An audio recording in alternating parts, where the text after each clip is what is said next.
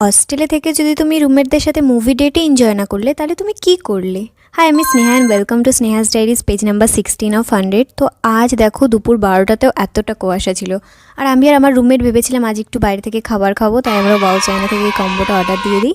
আর রাত হতে না হতেই আমরা দুটো বেড একসাথে জোড়া লাগিয়ে এইভাবে পিছনে একটা ফেয়ারি লাইট লাগিয়ে আমরা মুভি দেখতে বসে যাই।